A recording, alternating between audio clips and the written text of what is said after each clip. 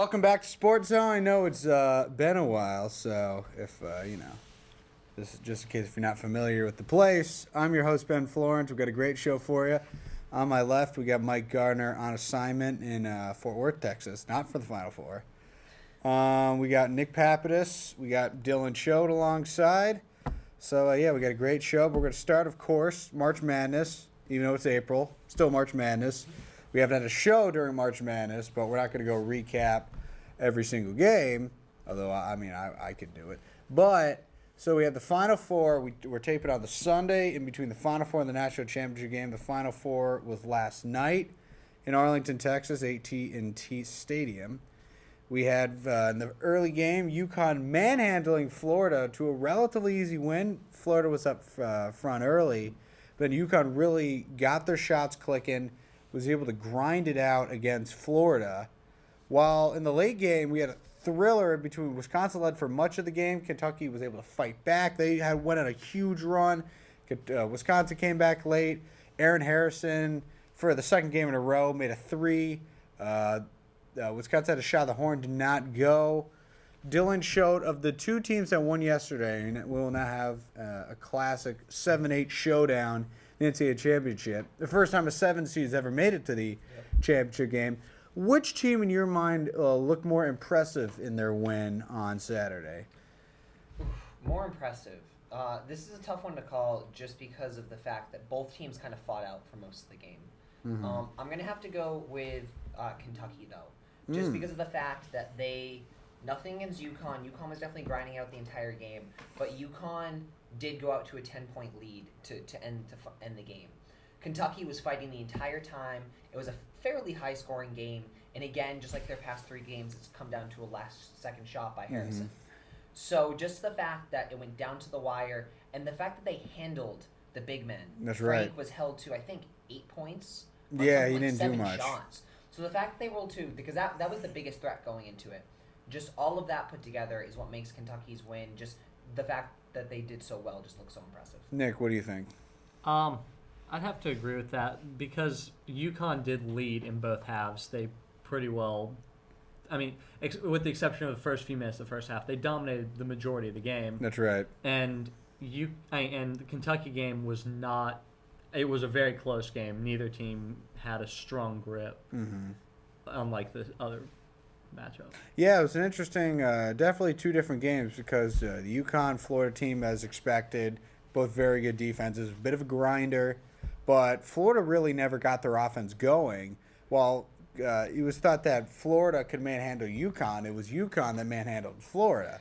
Meanwhile, the Kentucky-Wisconsin game, he had offense all over the board. Frank Kaminsky, as you mentioned, really didn't do much. I didn't figure him to do a huge amount.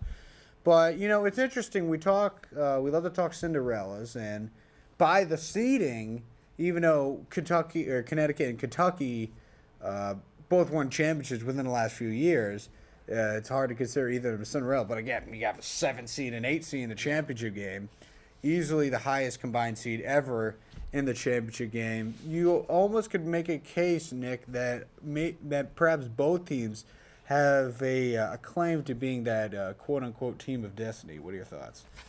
Overall, I agree that both teams were just seeded a little too low. I mean, this year you saw a lot of mid-major teams that were seeded very highly.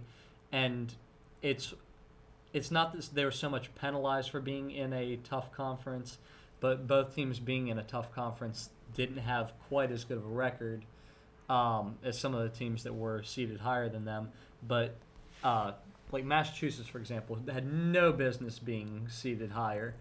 Or let alone two lines higher. Yeah. But anyways. So, overall, I don't think you could really call either of them a Cinderella story, but based on their seeds, you definitely could because they did have to fight past so many very tough teams. And A Cinderella Story is a fantastic Hilary Duff movie. Go to your local library if you still have a library. Rent it. But, Dylan, what are your thoughts? No, I definitely have to agree with that. Both teams were really good all year. If I had to pick one team of destiny, I would have to say it would have to be UConn. Just because of the fact that Kentucky is, yes, they have 5 freshmen. One of the last team to start 5 freshmen would be the Fab Five, and they didn't even make it this far. But Kentucky Well, they has, did the second go around, not the second first goal, time. Not the first time when they were all, yeah. But the fact that Kentucky was ranked so high at the beginning of the season, everyone knows they have this talent. Everyone knows that a lot of the players are probably going to be going straight to the NBA. UConn's been lower seeded. They have the experience. They have the seniors. They've grinded through the past few years. Shabazz Napier studying under Kemba Walker. Yeah. So they just kind of have all that kind of storyline endings, and maybe they can finish it off this weekend. So we got the national championship game Monday night in Arlington. It's Connecticut and Kentucky. You got the flash and all the talent of Kentucky. They'll pound the post, but they can shoot it. They've shot very well in this tournament. They've put up a lot of points, and they got buckets when they needed them. Love John Calipari. I love him. I know he's a hated guy by a lot of people, but people are stupid, even though he was a fiasco with the Nets. But that was when everyone was a fiasco with the Nets. And then you got Connecticut, maybe a little more veteran club. Shabazz Napier's been awesome all tournament. Ryan Boatwright's been solid. DeAndre Daniels, really their sole big guy's been very good. So I'm going to put you guys on the spot. Dylan showed who will win the national championship and will be crowned the king of March Madness. Hey, this is not going to be the favorite pick of most people, but I'm going to have to stick with UConn. I think UConn is going to fight it out. We saw them fight it out the entire game against Florida. Yeah, they were up for a large majority of that game. Even at the end, they ended up winning by 10 points. But I think it's the fact that they held Florida to 53 points in the game. They really shut down Scottie Wilbekin. They really just kind of manhandled the entire Florida offense. And then you have Shabazz Napier. Like you said, he's been very dominant this entire tournament. I think he's just going to get on. They're going to start on a roll. The leadership experience, the being older upperclassmen, I think they're going to catch Kentucky off guard a little bit. And I think Kentucky's magic of nailing a three while the buzzer is going to end. So. All right, Nick, do you agree with Mr. Choate or not? I do not. I think it's going to be Kentucky, just based on the sheer athleticism of the team. And they also have so many options. Like you mentioned before, they've shot very well. They can play in the post. They've got just good options overall. They're a good all-around team. Excellent. I agree. I think Kentucky's going to win, but hey, we all know how I'm always wrong. So we got some more Sports Zone headed your way, so please stay tuned. Hey, welcome to another edition of our NBA segment, Throwing It Up. It's a great one. I'm Ben Florence. We got Jaron Berman alongside. Whoop, whoop. And one thing we want to talk about, we know you're a Knicks fan. If we get time, we'll talk a little Knicks at the end. Let's hope we don't. Or let's hope we don't. The team that the Knicks lost, actually no. They lost to the Pacers. They lost to the Pacers last They year. did lose to the Pacers, so it was right after I got on. Yes. But the Indiana Pacers, for a while, they were looking like perhaps maybe even the team to beat, giving a serious challenge to Miami. They've been a complete mess over the past 2 weeks. The offense has just been brutal. The defense has been very surprising. Jaron, why have the Pacers fallen off so precipitously as they have? I think, honestly, people are going to say it's all Evan Turner. After they made the Evan Turner trade, people say it's when it went downhill. I don't think so. Yeah. I'm not in that category. I think that's unfair to put on Evan Turner when he's I think he's a decent player. I think a decent good player. It's not a like weird player with his style, but he's not like I don't think he was the main problem. I think it's just a rut. Like the Blazers are in a rut too. Yeah. The difference is Indy was number 1, Blazers were like 3 or 4. So they're both in a rut. But if I'm probably the one that's like the least concerned about them, because if you're gonna go through a rut, this is literally the perfect time to go through a rut, because there's about probably I think 2 weeks left in the season. Then you got the playoffs. Yeah. And if you're gonna go through a run and you're gonna get all these issues out, get them done now, because it's at the last possible moment. That way, you're in the playoffs. You're fresh.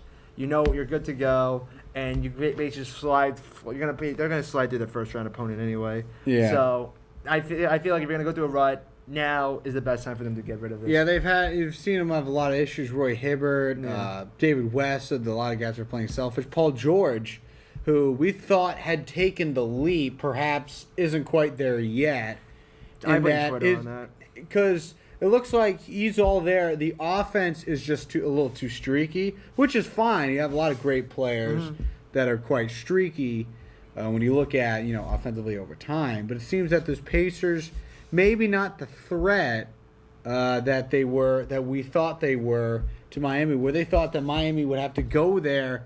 Indiana would have a home court advantage for Eastern Conference Final. I think we can still pretty much presume that they still will be the Eastern Conference Final showdown. What's your thought? No doubt about it. I mean, who's in the playoffs right now in the East? You got the Toronto's been good. Toronto's been good, but here's what I thought about the other day. Is Toronto good, or is it that they've been taking advantage of a very easy East? I think they've been legitimately good after the Gay trade. Yeah. I think they've been, I think their offense has been very fun to watch. Dwayne Casey's got the defense looking good. Kyle Lowry's been awesome. They've been good, but I don't know. But can they survive a 7-game series? Not against Indiana. I think there is only perhaps one team, and you're gonna love this, that could take out Indiana. It would be Brooklyn, but Brooklyn I think would have to get to that 3 seed. I don't know if they can do that. I don't think they can. I don't think there's enough time for them to do it. But now we did talk about the Knicks, so we're going to talk a little more about the Knicks. The Knicks found a new savior. Temporarily running the basketball operations, the Mr. Phil Jackson. Mm-hmm. What's your thought on what this means? Will you see significant change? Because you still have Dolan running the show. Steve Mills will still be in the mix. Phil Jackson's not going to be in New York traveling with the team every year. Everybody knows that. He'll be out Montana, out with Jeannie Buss in L.A. What's your thoughts? You know what? Whoa. He admitted it. He said it. When they played the Mavericks, they think the year the Mavericks went to the championship, he said in the conference he does peyote. He did. I didn't know that. It's on YouTube. Oh, my Lord. Okay, continue. I'm honest. I'm not going to lie. I was actually really shocked when I heard this was happening because Phil Jackson Knicks rumors are basically Phil Jackson. Well, Phil Jackson anybody rumors. More so the Knicks. Yeah. More so the Knicks. You saw some Nets. Knicks. Well, occasionally you'll see it with the Lakers. The Lakers would make sense. So it was basically you'd always hear about those rumors almost as much as you would hear about Grant Hill going to the Knicks. Which any time Grant Hill was a free agent, he would always broadcaster. He's done solid work in Turner Sports. He has. You know what? He's better than Shaq, but that's not that difficult. That's Shaq. We love Shaq. Yeah, we love Shaq. A fool. We like Shaq and a fool. We don't like Shaq though. I like Shaq. He's a Jersey guy. Yeah, of course you like. You act like him because of that. And on that note, good work, Mr. I forget your name, but don't forget to name the segment. Throwing it up. Hope you caught it. And we got some more Sports Zone after this.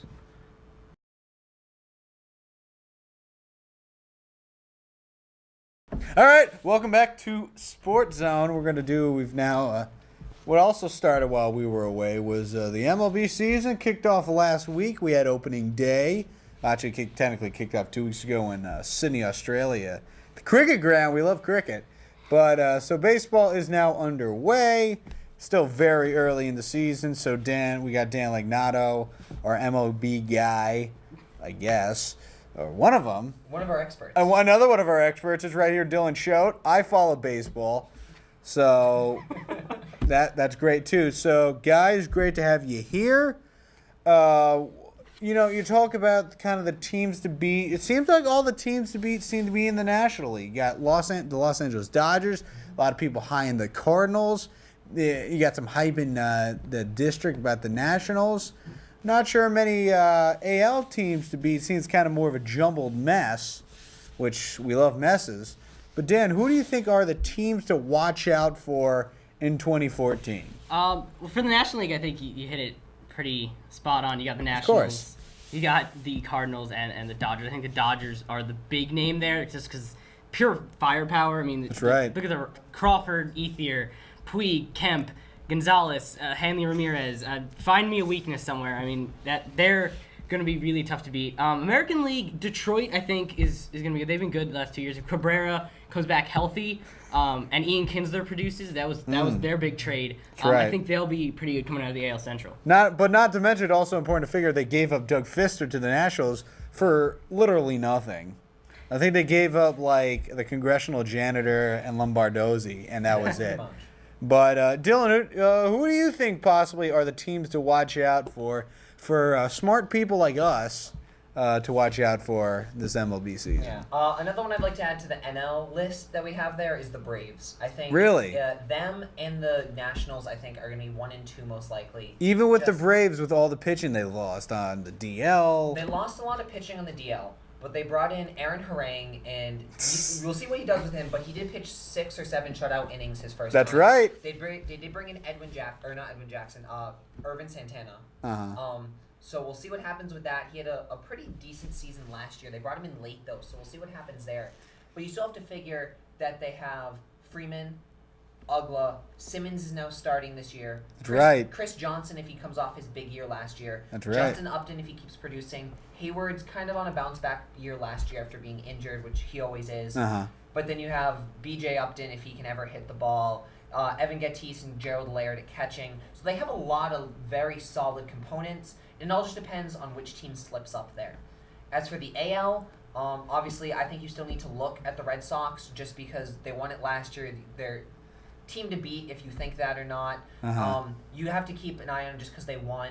I'd also like to look at the AL West. I think that's going to be the most interesting one because you got the Rangers, you got the Angels, you got the Seattle Mariners. I think any three of those teams could really go on a run and produce and actually be a very good team. All right, I'm going to ask you guys a question. You guys ready? What are some teams that are poised to be perhaps disappointments? Actually, I'm going to do this. Give me a team that can surprise and give me a team that will disappoint. We'll start with you, Dylan. Surprise and disappoint. From either Anybody. A team that you think can do better than expected, a team that you think will do worse than expected. Better than expected, I'm going to go with the Kansas City Royals. Yes! So That's what I was thinking. Royals have been pretty decent over the past few years. They used to be really bad when you think They were bad. Back to the days when they had those days were great. Mike Sweeney and David DeJesus as kind of their big draws. And back when they had Greinke. Now they've definitely built up their pitching. They have Mike Moustakas, who's, if he can go on a tear, he's going to go on a tear. Lorenzo Cain, who is a pretty big power and speed threat out there. So they have a lot of talent there. So I think that they would be the surprise team, for me at least. For a team that I think is going to be a disappointment, I think it's going to be the Seattle Mariners. They signed Cano. They signed Corey Hart. Ooh. You know, Robinson Cano. Who's that? He was kind of a big name on the Yankees. I thought he was on the Mets. No, Hey! I'm sorry. But And I they signed apologize for Robinson breaking the Cano. fourth wall. They signed Corey Hart. They signed lost Raul Ibanez. Yeah. Lost Kendry Morales. So they've lost a few key parts there. They've signed a few more. But I think that they're expecting so much out of Hernandez, like they always are. Yeah. But they're expecting Cano and Hart to produce a ton. And I think being in Safeco Field, they're not going to do that. Yeah, and you have Hideki Okuma, who was awesome last year. Yeah, but he's hurt. Injured right now to start the season. They have another young pitcher injured as well. They've got some guys. So we'll see what happens. It's interesting to spend so much money in the offseason. They still have a bunch of questions in their lineup. Dan, who you got? All right, my surprise team, I'm going to go San Francisco Giants. Okay. A few years removed from a World Series championship, arguably one of the best pitching staffs in baseball. I know Washington also, but you're looking at Kane, Lincecum, Bumgarner. Kane's prime for a bounce-back year. They got Tim Hudson from the Braves, signed him as a free agent. I think that's a good signing. He's I a agree. very solid veteran pitcher. And their 5 is Ryan Vogelsong, I believe, yes? Yeah, he'll be in the mix. That's a solid lineup. You got Buster Posey, an MLB candidate every year. Yeah. Hunter Penn's still playing outfield. They pretty much have, I think, mostly the same roster they had from when the Super Bowl championship or World Series championship. Yeah. Excuse I think me. they pretty much do. Yeah. Belt's going to be stronger. And not Pablo to mention, Sandoval lost some weight. not to mention, the Giants have turned into the classic even year, odd year team. It's an even year. They've won World Series the last 2 times. It was even years. So hey, put 2 and 2 together. Yeah. You get an even number. As for my team that might disappoint, either way, I have 2 in mind. I'm gonna sound biased either way. My Mets fan bias is gonna come through. Great. I am gonna go with the Yankees. I'm gonna go with the New York Yankees. Okay. Spent a lot of money on that outfield, They did. but huge holes on the infield. Oh, Teixeira now headed to the DL. yeah. You got a 40-year-old shortstop. Great player. Great player, Derek Jeter. I do admire Derek Jeter, despite my Mets fan Love bias. Soldier Boy. Probably not going to play every day. No. Not really a DH. They spent a lot of money outfield. I don't really know how they're going to make that work. You got Ellsbury, you got Ichiro, you got Gardner, Beltran, Soriano. You can only play at most 4 with a DH at a Put time. Soriano back in the infield. Yeah. Why haven't they thought of that? Their second I just thought of that. Their second baseman's Brian Sign Roberts. him. They might have to. Yeah. Oh, Third God. baseman's Kelly Johnson, I think. That too many holes in the Johnson's gonna infield. play first now. Yeah. Is he? Yeah. Well, right. holes in the infield.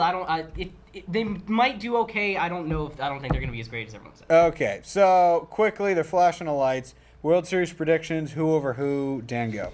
World Series. I'm gonna take the Dodgers from the NL. and I will go with my team to beat in the AL. I'm going to take the Tigers. I will give it to the Dodgers in 6. Dylan, who you got? I think the Dodgers are also going to make it for the NL. They're just too strong. AL, I think, has a lot more candidates. I'm either going to say the Texas Rangers or No, you got to pick one. Angels. You're picking the Angels? We'll go Texas. Thank you. Texas. I think Texas is going to pull it out this year. Interesting. Ben Florence, you can check out my predictions on my website, bflow360.com. Plug number 1. And I've got the Cardinals over the Rays in 5 or 6. So, yeah. Food for thought. We got some more food for thought after the way. You're watching SportsZone. Hello and welcome back to SportsZone. This is getting to third base. As you can tell, we have some of the familiar faces here. We're missing a few, but I'm joined by our buddy Dan here for this baseball segment. So we're going to be talking some beginning of the season stuff. Things are just starting to work out. Back a few episodes ago, a long month ago, we talked about the preseason injuries, everything like that. Those are still happening. Those are still going on. But we got some bigger storylines to talk about now. And what we're going to first talk about is Yasiel Puig. Everyone knows him. Cuban sensation, playing for the LA Dodgers, everything like this. But he shows up late for practice and gets benched. Good move by Mattingly. Some people are kind of criticizing it, but he said he's going to keep his players to this kind of strict showing up to practice thing. He then, next day, tries to run out a ground ball in the infield and dives headfirst into first base. He was safe by a mile. He didn't really need to dive, but now he's having an MRI. Dan, what do you think of the Yasiel Puig? This whole boom, boom, boom, power, play as hard as you got. There's a difference between playing as hard as you got and diving unnecessarily into first base. There's a reason people don't dive into first base, and it's because you end up jamming a finger and, all that jazz. Really, I mean, Puig, we can establish Puig is a very good player. The problem with him is it's the attitude. He showboats when he hits a home run, and, he sometimes dogs it in the outfield, and then he does diving into first base. Just kind of weird things. He don't always understand why. He's a very good player, but it's a little wild, I think. No, it definitely was a little bit wild. And like you said, it's definitely the attitude, I think, is definitely the biggest problem there. He's a very, very good player, but he can definitely become a great player. And I think now, just the way he's playing hard, that's good. We love to see that. But the attitude, showing up late for practice, not always trying in the outfield. I personally think he's a little bit overrated. Everyone remembers his first week up when he hit the walk-off home run to win it, and he threw the guy out at first base to end the game. That's what everyone remembers. He hit like 400 for that first 3 weeks and then batted at 200 for the rest of the season. I'm not saying he's going to be batting 200, hitting home runs and doing bat flips all the time. But he'll probably bat around 300, get a bunch of home runs, steal some bases, make big plays in the outfield, but the attitude is still going to be a problem there, and that's whether you'll see if that's going to keep him on the field or not. As of right now, clearly it's not keeping him on the field. We haven't heard from the MRI results yet, so we don't know what that jammed finger is looking like. But moving across the entire United States, we're going to go to the city of New York for your New York Mets. Always in the news, these are the New York Mets. But the big issue now is about Daniel Murphy. So into the year, Daniel Murphy, it's about coming to opening day, and his wife goes into labor. He decides to miss opening day to see the birth of his firstborn son. Makes sense. He then also decides to skip the next 2 games to spend time with his family. Doesn't seem like that big of an issue. Paternity's built into the contract, all that sort of stuff. But New York media is ripping him for skipping all these games, saying, we pay you all this money, you should show up, it's only the birth of a son, you should show up and be there the next day. Being a Mets fan, what do you think about this situation?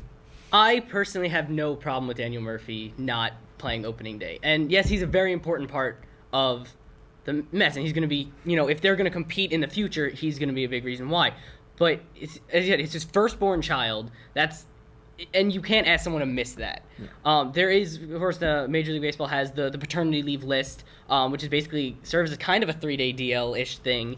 You can call a player up, which the Mets did. They called up Wilmer Flores to take that extra spot. I have absolutely no problem with it, and I think this is a case, as happens frequently with the New York media, but that it's very out of line. Yeah, no, I think it's definitely something the New York media just kind of blowing things out of proportion. But, I mean, I guess what kind of caught a lot of people off guard was the fact that it wasn't just one newscaster. It was a few different broadcasters, a few different radio hosts that were actually saying this. So that's what kind of made it a story. And Daniel Murphy, I know at first, just kind of shook it off, saying, Like, I had to do what I had to do. We decided that it was important to our family, so they kind of stayed, which I completely agree with that. Moving to the other side of New York, we're going to focus on the great Derek Jeter. You don't see that, you don't hear that out of my mouth a lot being a Red Sox fan, but Derek Jeter just passed Paul Molitor for 8th on the all-time hit list right now. He's slowly climbing up the ranks. He's about 99 behind Carly Yastrzemski, 100 behind Honus Wagner, and a little less than 200 before the next guy. Where do you see him falling along this list right now, Dan? I think he can pass Wagner. I think he'll break 100 hits for this season. I don't think he gets further than that. I think he'll end up 6th on the all-time list. I think 100 hits is not too much to ask. Even you can a part-time player, you can get 200 hits. I don't think he stays healthy enough and hits well enough to break 200 and get to that I guess that 5 spot. Yeah. Even though he had, I think it was something like 211, 212 hits 2 years ago. He batted 300, but then he has the injury. Do you think maybe since it's his final year, he can kind of get some of that back?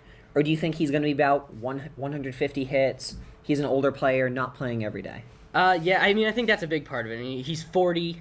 You talked about the ankle. It's been an issue for, the playoffs, 2012. Yeah. Missed a lot of time last year. But also, I don't think you can run him out there 160 games as you could when he was younger, in which case, he would probably push 200 hits. Mm-hmm. I think you're looking at, 120, 130 games, which is a lot harder to reach the 200-hit plateau. He's kind of struggling to begin the season. I believe he was 2 for his first 11, which is a very un-Jeter kind of start.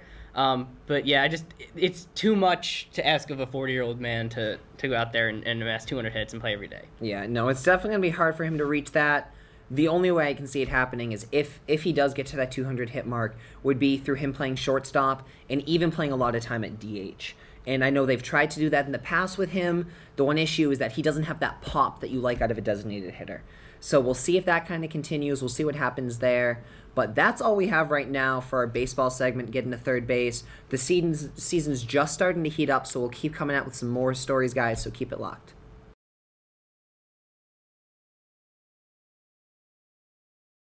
Welcome back to SportsZone. Now we've got a little segment we like to do. It's called All in All, where we talk about something else that's not really related. We got, what's your name again? Geronius. We got Jaron Berman with us. He'll probably say something of relevance, I hope. We're going to start off with a little Masters talk. I'm probably the only person here today that is actually into golf. I like golf. You like golf? I don't like watching it, but I like to play it. That, he could probably go. It's just a Brooks Brothers shirt, sir. I am preppy. Yeah, Brooks Brothers, terrible store. Thank you. I've actually never been to Brooks Brothers. But we're going to talk a little golf. Namely, the big story is that Tiger Woods will not be playing in the Masters. He's pulled out injury-wise. Jaron Berman, without Tiger Woods in the Masters, do you have any interest? Did you have any interest in the beginning? Will you follow, McIlroy and Bubba Watson and Adam Scott? Mickelson. Not the actor Adam Scott. Mickelson.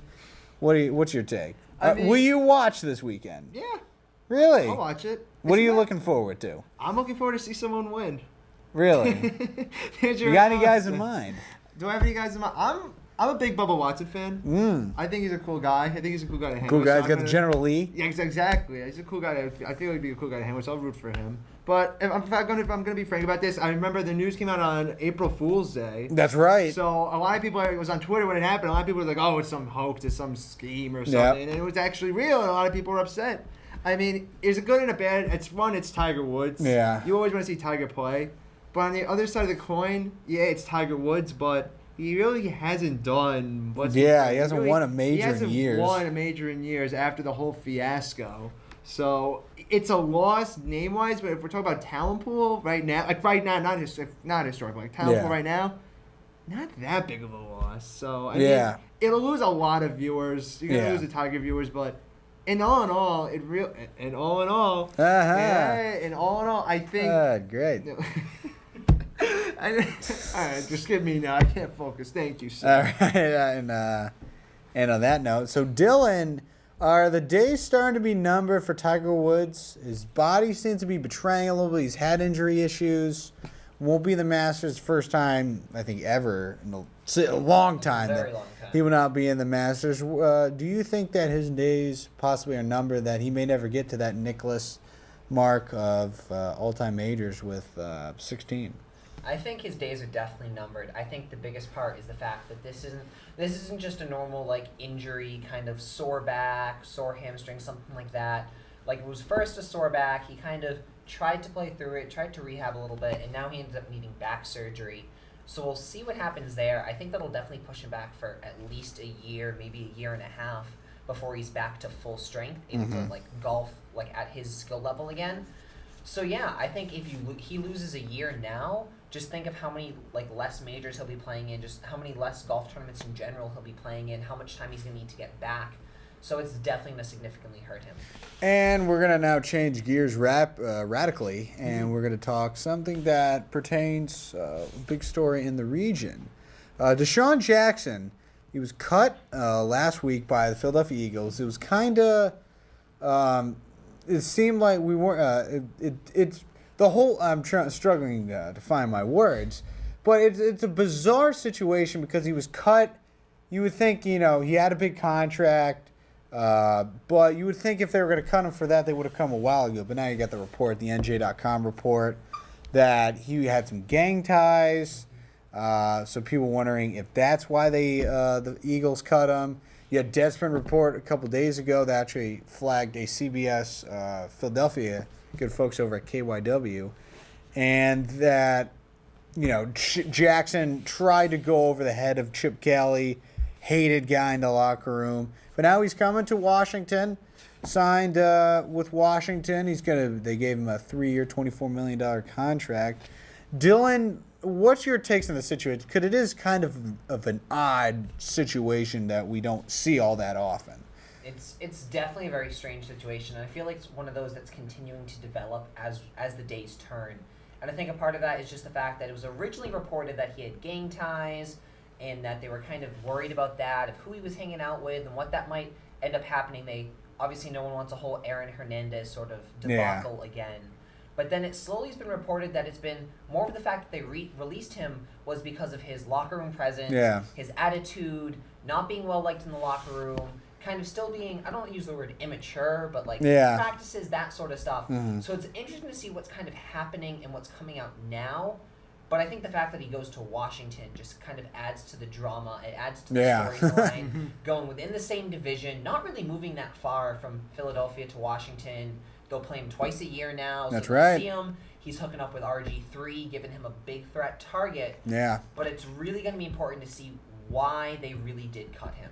Because there's the whole NFLPA is trying to investigate it to see if they cut him because of gang ties, they really can't do that legally. Yeah. I'm not sure exactly all the specifics of it. Yeah, it's a weird situation because if they didn't like him, but again, it's kind of the point too I made. Even if it just was the fact that he was almost like a locker room cancer, why wait until now to do it? Why don't you cut him like right before free agency a month ago? I mean, I guess in the grand scheme of things, maybe it isn't that big a deal.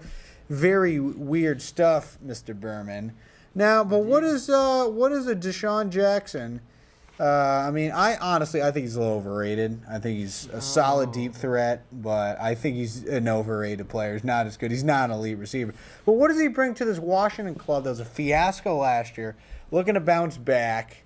What does he bring to the table for the team? Will be a good fit. Well, before discussing it, there's just one quick point I wanted to bring up regarding this. I think it's ridiculous that he got cut. If you're going to keep Riley Cooper and what he did, I just want to say something on that. It's alleged that he was in a gang, but let's be honest, Riley Cooper, I think, in the grand scheme of things, did worse, and they're like, all right, that's fine. So I don't know what you're really trying to promote there. But in terms of what he brings to Washington, I think he brings a deep threat. I mean, they have Garcon. Garcon is good. Yeah. Outside of that, though, I mean, they had legendary New York Jets Santana Moss. Legendary New York Jets Santana Moss. That was a long time ago. A very long time ago. So they needed a deep threat. They got a very good deep threat. I think he's well worth the hype. I think you're wrong.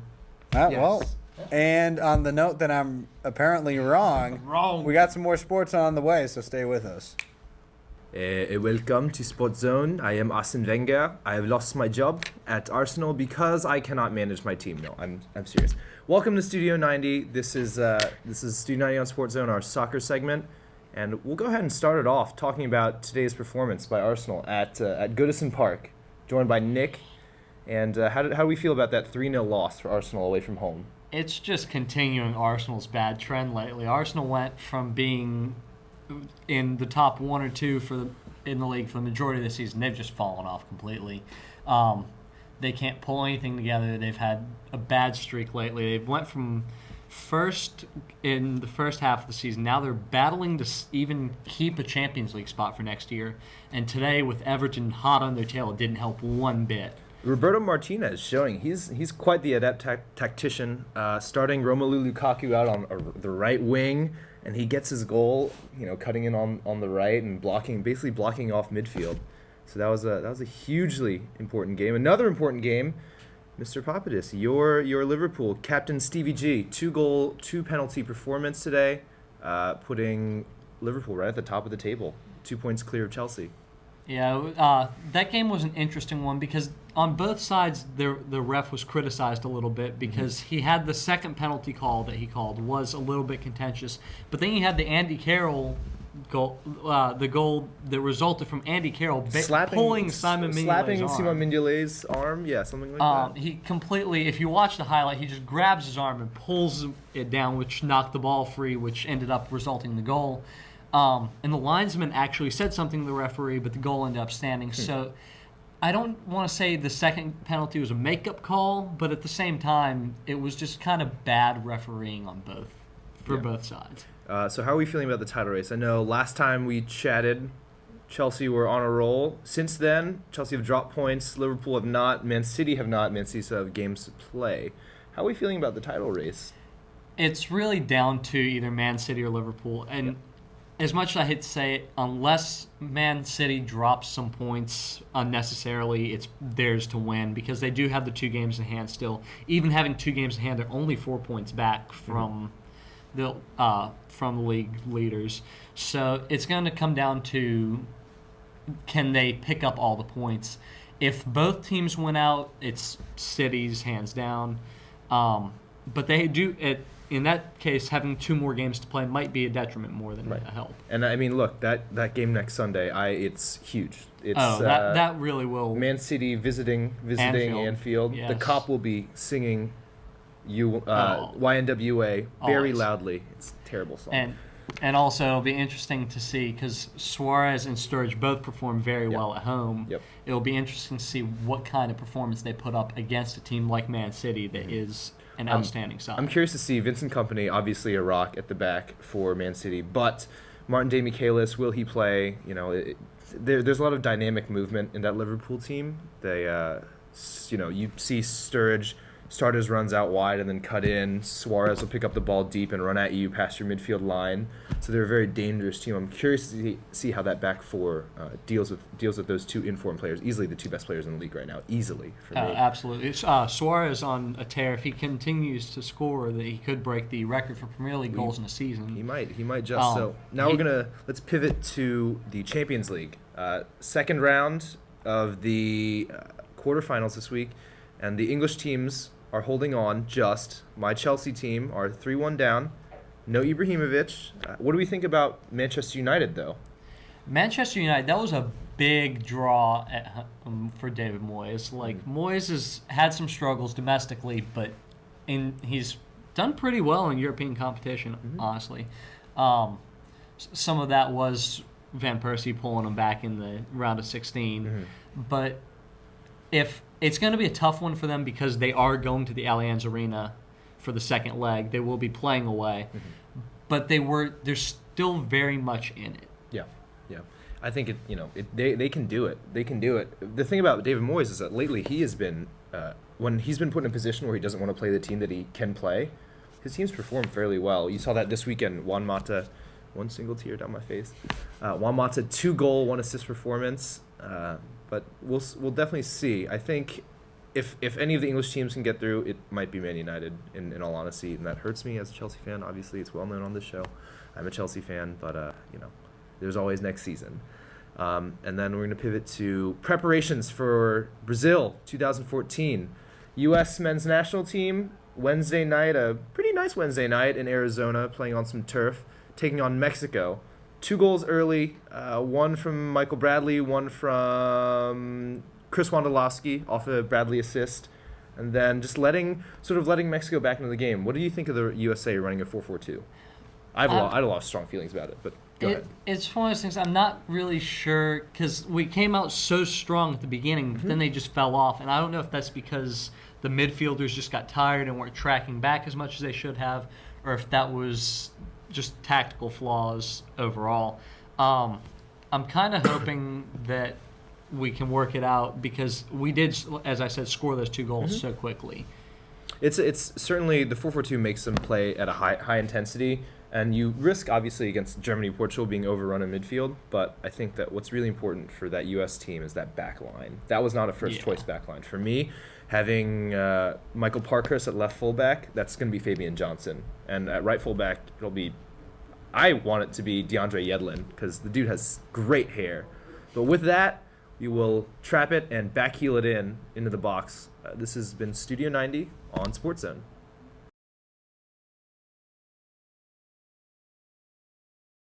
Welcome back to Sports Zone. Ben Florence, Jaron Berman, Dylan Choate. We're going to do a little thumbs up, thumbs down, our favorite segment. I think. I always say that, so I just presume that to be fact because I don't want to be wrong. Dylan, what do you got? Hey, we're going to start with some thumbs up. Thumbs up is to baseball season finally starting. Nationals are playing in D.C. Actually went Soldier to a boy. game today, the 135 game today. Well, Hope hey. to win 2-1. I'm going to be here for the summer, so I'm hoping to catch quite a few of those Hey, games. so will I. Maybe How about that? Picking up I guess some I'll have to come bobbleheads visit. or I'm something. sorry. So we'll see what happens with that, but it was a great win today. Red Sox, on the other hand, are kind of sputtering to start the season, but people go on streaks, so we'll see what happens there. Thumbs down is going to go to my March Madness bracket. Yes. I'm pretty sure a lot of people can say the same thing. Yes. Ben, West on the other side. hand, he'll probably definitely be talking about his. I know his ended up okay in our Sports Zone bracket, but I'm gonna win. mine ended up pretty bad, especially the Sports Zone one. I'm West not at side. the bottom, but Northwest. Florida Sorry. Florida losing there sorry. kind of defeated mine. And a kind of weird thumbs up right now is actually going to go to Brian Shin. He's not here right now. So I did a bracket. I did the Sports Zone bracket. Good. I also did a bracket with my friends, just for the fun of it. Kind of, we'll do a little gift at the end for the person who wins it, stuff like that. It was actually me and Hannah were in the finals for our bracket last year, and Hannah beat me based off of the tiebreaker, like the second tiebreaker based off of point difference. It was crazy. It took a lot, but this year we got all of our friends involved, and Brian is actually doing pretty well this year. Really? You never guess as being him hating basketball. No. He hates basketball. He actually had Kentucky going to the finals. Excellent. Like, of everyone, he literally just looks at the names, looks at like their ranking, who they're playing. He also does it based off of geography. He's from California. He doesn't know where Connecticut is. So like he's like, oh, I know UCLA. So UCLA went pretty far for him. But where did American go? I think he had American win in the first round. I don't remember. School but spirit. I think he actually had Kentucky going to the championship, which, based off of the rest of our brackets, means Brian Shin, the guy who hates basketball with a passion. But he loves America. He loves America. I like Jaron. Hates basketball. Might actually win Canada. our March Madness bracket. Is it a money pool? It is a $2 buy-in for a gift at the end. Excellent. I'm Wow. gonna leave it at that. I love it. There you go. All That right. is it for me. Mr. Tamaya. Oh, can we get Tyler back on the show? We should get Tyler on the show. does message me. By the often. way, We could quick do it. thumbs up before I cut him off. Thumbs up to Thanks. Tyler Tamaya. Love that guy. I actually talked with him. Actually, I hadn't talked to him in a while. I talked to him like very briefly. I asked him He's a question. messaged me almost every other day. Has he really? Tyler messages I need me to every message other him day. more often. Tyler I love messages that me guy. quite often asking about what we're doing. So I give him the I want to full message bond. him more often. After I messaged him a little bit. But anyways. We had a bond. I don't know what bond we had, but we had a bond. I got a lot of thumbs to go around today. Thumbs. Yes. Yes, I do. Thumbs up to our friend Amaretta Stevenstone, our wonderful bus driver.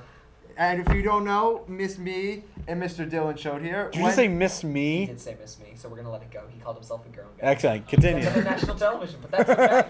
Let's keep going. You know what? Yeah. No, we're done. We're done with No, that. we're keeping going. Fine. Me and Mr. Dylan Choate took a nice journey Jesus. to Wisconsin that ended in a 20-hour bus ride. Sounds hot.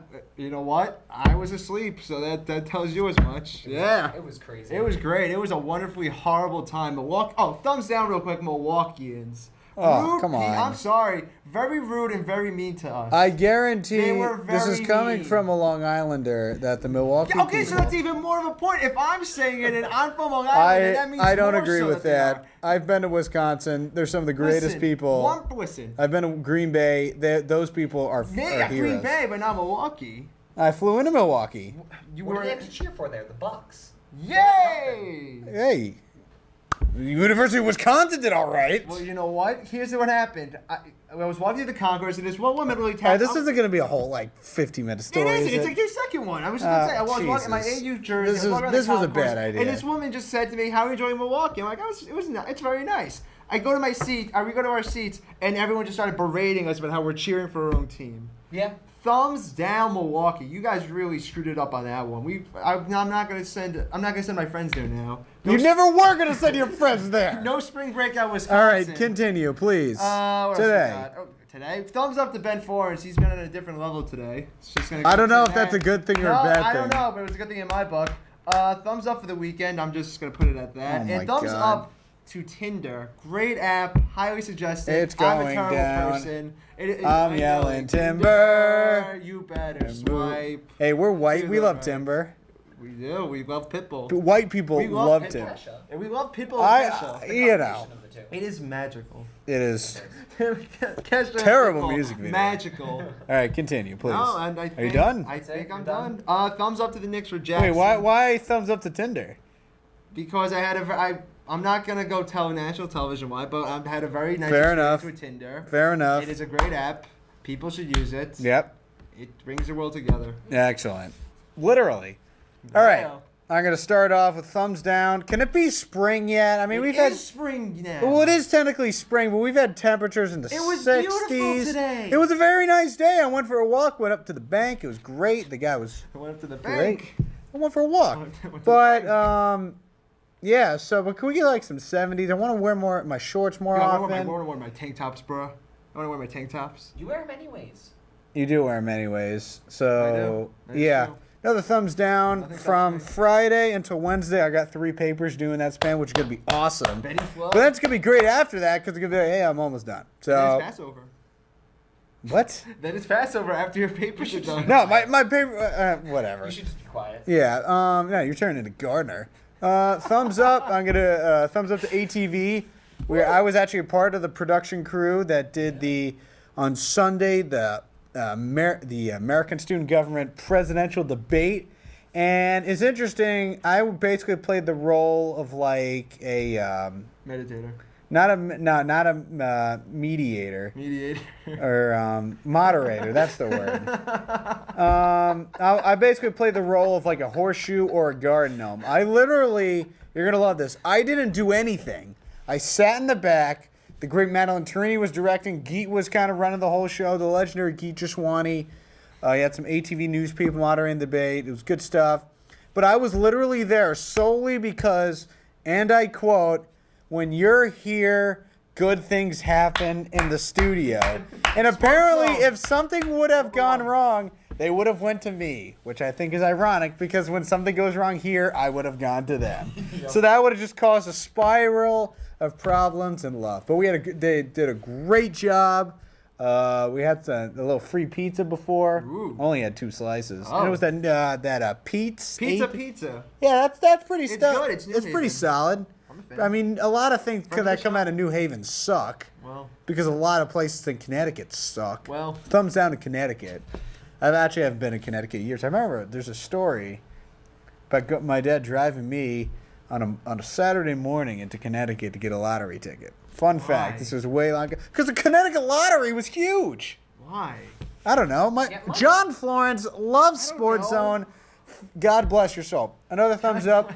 The on the voting referendum. I hope everybody here voted. I did not. And you probably did, and you weren't missing out much. But the first ballot was a referendum to reform the AU student activities fee, which is how they pay for ATV, all the student media, All the clubs, everything. Make it even the rain. crappy forms of student media. I'm not gonna name names. So, but that went through. So the terrible equipment we got here, somewhere down the road they're going to start getting us new equipment. It's going to be great because this equipment is like from like 98. And I mean, 98 was great if you still use Yahoo like I do. I mean, I still have an AOL account. AOL is what I meant to say. I do have a Yahoo account, but that's only for fantasy. But beyond that, and actually, thumbs down to myself. I don't care if they're flashing the lights. Hey! Thumbs down to myself. It's been too long since we had an episode of SportsZone, so I'm very happy that we got that off. But thumbs down to myself for making that a problem. But for everybody here at SportsZone, we did a great job. So bless all your souls. I'm Ben Florence. Thank you for watching. We will see you next time.